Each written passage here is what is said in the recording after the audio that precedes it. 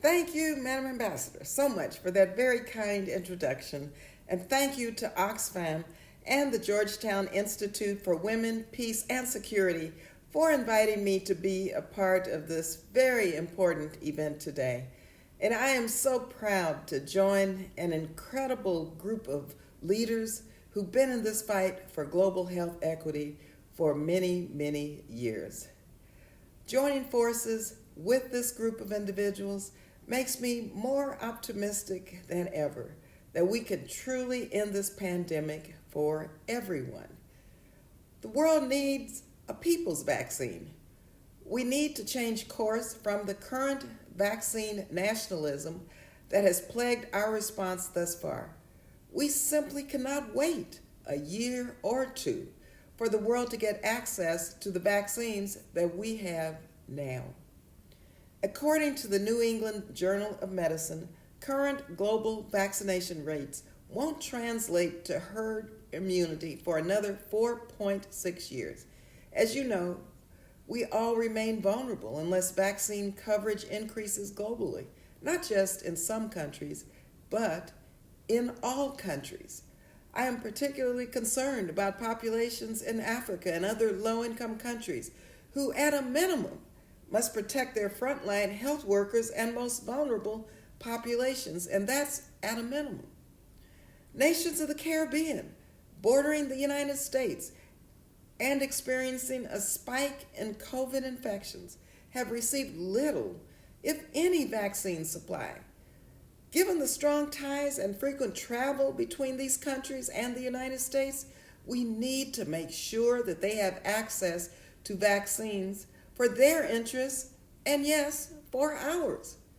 United States leadership in the global fight against COVID-19 was late and sorely needed. While COVAX was specifically designed to address the inequality that we have seen in other global health responses, the United States did not participate until Congress provided $4 billion for COVAX through Gavi. But yes, as you know, much more remains to be done. And so I have written to Secretary Blinken, along with our chair of the Appropriations Committee, Chairwoman Rosa DeLauro, and we asked him to address 3 pathways to address the current inequities, much like your petition to President Biden. First, the United States should publicly announce a plan to share excess doses in the near term with countries they have not been able to access the vaccine. This should be done through a global mechanism such as COVAX, and we should urge other G7 nations to do likewise. Second, the United States should use every single tool at our disposal to address the supply chain that are constraining and preventing further scale-ups of vaccine production, as well as the significant investment required in healthcare workers to carry out these vaccinations. And third, the United States should incentivize pharmaceutical companies, especially ones that benefited from significant United States public investment, to enter into production agreements with manufacturers in low and middle income countries. Not only would this have the benefit of increasing supply, but would build future capacity for the next health crisis that we know will come.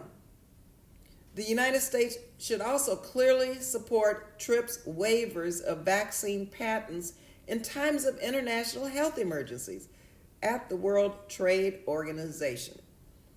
The United States has spearheaded tremendous global health progress, first against polio and childhood diseases, and then against HIV and AIDS.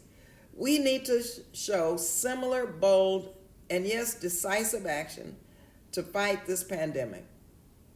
This will require treating global health as a public good that the entire world benefits from, rather than a privilege, but for those who can pay for it.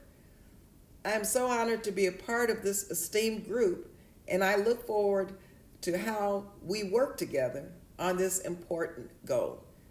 Once again, thank you so much for inviting me to join you today. And yes, please keep up the fight. Thank you again.